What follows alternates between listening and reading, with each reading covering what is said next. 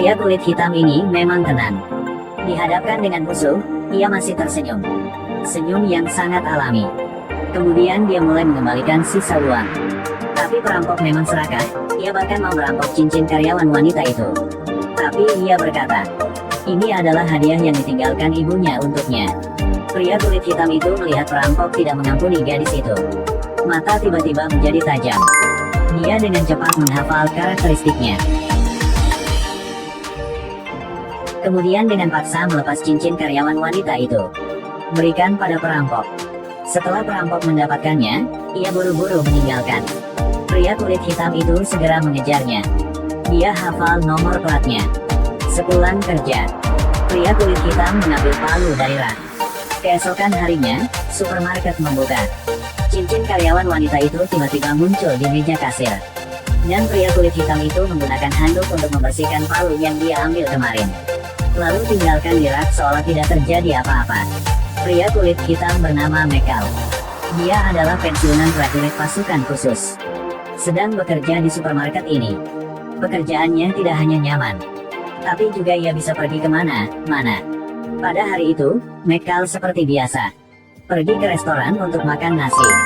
Dia menuangkan secangkir teh. Kemudian membaca buku sambil menunggu makanan.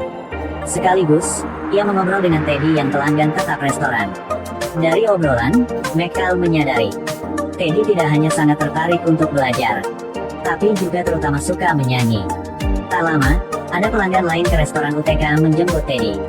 Meskipun dia nggak mau, tapi demi mencari nafkah, ia tetap menyambutnya dengan senyuman. Keesokan harinya, Michael memesan kue untuk Teddy. Dia menemukan ada banyak memar di wajahnya. Pasti disebabkan oleh pelanggan kemarin. Michael tidak menanyakan lebih lanjut. Hanya mengobrol tentang topik belajar. Mereka asyik mengobrol. Dan Michael hendak mengantar pulang Teddy. Tapi di tengah jalan, Teddy dihentikan oleh bosnya. Bahkan tanpa dia. Teddy menahan rasa sakit. Dia menyarankan Michael untuk tidak bergerak maju. Dia takut mengganggunya. Maaf. Gak apa-apa. Gak peduli denganku. Bantingan. Bos kemudian memandang Michael dan gak mau meninggalkan. Dia memberinya kartu nama. Katakanlah dia bisa memilih sesuatu yang lebih baik. Lalu ia membawa Teddy meninggalkan. Beberapa hari kemudian, Michael mendengar kabar dari pemilik restoran. Teddy dipukuli. Sampai dirawat di rumah sakit. Lalu, Michael buru-buru ke rumah sakit. Melihat Teddy dalam bahaya. Dia diam-diam duduk di lorong membaca buku. Tunggu sampai sahabat Teddy keluar. Michael mulai menanyakan penyebabnya. Ternyata, malam itu, setelah mengucapkan selamat tinggal pada Michael, Teddy dipukuli oleh pelanggan mesum. Hati Michael dipenuhi dengan kemarahan. Dia menggunakan semua tabungannya. Lalu bertemu bos Teddy. Ingin menggunakan uang sebagai ganti kebebasan Teddy. Tapi bos diejek. Karena jumlah uang yang sedikit ini, Teddy bekerja seminggu, dia juga bisa menghasilkan untuk bos. Kemudian Michael mendapatkan uangnya kembali. Dia menoleh ke pintu. Bos dan junior berpikir bahwa dia akan meninggalkan. Tapi tak disangka, Michael pergi ke pintu dan berhenti. Kemudian ia mengunci pintu ruangan. Dia berbalik menggunakan matanya yang tajam untuk melihat sekeliling. Orang-orang memegang senjata di dalam ruangan ini. Dia mengingat semuanya. Kemudian pembantaian dimulai.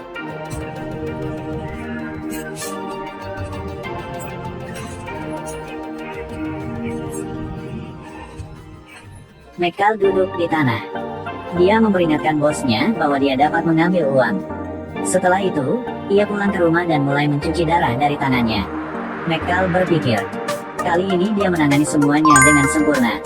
Tidak disangka, kakak bosnya adalah pembunuh.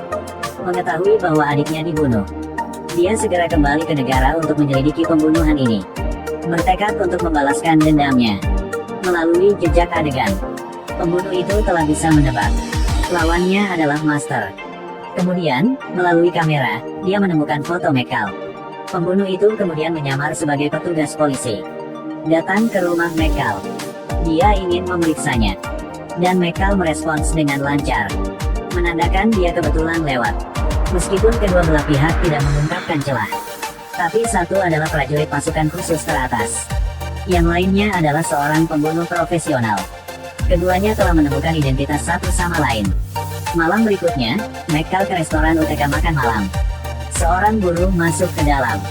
McCall yang pintar memperhatikan tangannya. Dia bukan buruh upahan. Seperti yang diharapkan, dia adalah seorang pembunuh yang dikirim. Dia juga mengancam McCall dengan pistol. Ingin menangkapnya. McCall sekali lagi menggunakan matanya yang tajam untuk mengamati pihak lain. Kemudian bertindak tegas.